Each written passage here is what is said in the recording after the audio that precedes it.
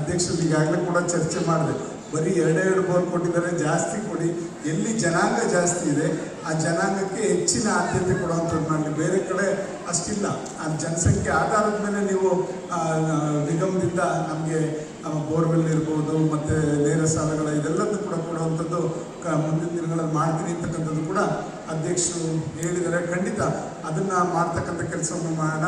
25 ಕೋಟಿ ಕೊಟ್ಟರು, ಅದರಲ್ಲಿ 18.25 ಕೋಟಿನ ರೋಡ್ಸ್ಗೆ ಕೊಟ್ಬಿಟ್ಟಿದ್ದಾರೆ. ಮಿಕ್ಕಿದ 6.25 ಕೋಟಿನಲ್ಲಿ ನಾನು ಈ ಥರ ಎಲ್ಲ ಸಮಾಜಕ್ಕೂ ಕೂಡ ಲಂಬಾಣಿ ಸಮಾಜಕ್ಕೆ 50 ಲಕ್ಷ, ಭಗೀರಥ ಪೀಠಕ್ಕೆ 50 ಲಕ್ಷ ಈ ಥರ ಕೊಡುವಂಥ ಕೆಲಸ ಮಾಡಿ ಇದಕ್ಕೆ ಈಗಾಗಲೇ 50 ಲಕ್ಷ ರೂಪಾಯಿ ಹಣನೂ ಹಾಕಿದ್ದು, ಅನುಮೋದನೆ ಕೂಡ ಆಗಿದೆ. ಏಜೆನ್ಸಿ ಒಂದು ಫಿಕ್ಸ್ ಆಗಬೇಕು. ಇವ್ರು ಯಾರು ನಮ್ಮ ಸಮಾಜದ ಮುಖ್ಯಸ್ಥರು ಯಾರಿಗೆ ಏಜೆನ್ಸಿ ಹಾಕ್ಸ್ಬೇಕು ಅಂತಾರೋ ಅವರಿಗೆ ಕೊಡುವಂಥ ಕೆಲಸ PWD ಇಲ್ಲ ZP ಎರಡಕ್ಕೆ ಹಾಕಕ್ಕೆ ಸಾಧ್ಯ. ಅವೆರಡರಲ್ಲಿ ಯಾವುದಕ್ಕೆ ಅಂತ ಹಾಕಿ ಅದನ್ನು ಸುಶೀಘ್ರವಾಗಿ ಅವರ ಹುದ್ದೆಯನ್ನು ಮತ್ತು ಸಮಾಜದ ಎಲ್ಲ ಮುಖ್ಯಸ್ಥರನ್ನು ಕೂಡ ಕರೆದು ಅದನ್ನು ಪ್ರಾರಂಭ ಮಾಡುವಂಥ ಕೆಲಸ ಮಾಡೋಣ. ಇವತ್ತು ಪೊಲೀಸ್ ಸ್ಟೇಷನ್ ಸರ್ಕಲಲ್ಲಿ ಭಗೀರಥ ಪೀಠವನ್ನು ಅಲ್ಲಿ ಮಾಡಬೇಕು ಅಂತ ಚಿಕ್ಕದಿದೆ. ಅಲ್ಲಿ ಸ್ಥಳ ಹೆಂಗೆ ಮಾಡಬೇಕು, ಅಲ್ಲಿ ಒಂದು ಕಂಚಿನ ಪುತ್ಥಳಿನೂ ಕೂಡ ಮಾಡಲಿಕ್ಕೆ ಈಗಾಗಲೇ ಅವ್ರ ಜೊತೆ ಚರ್ಚೆ ಮಾಡಿದ್ದೇವೆ.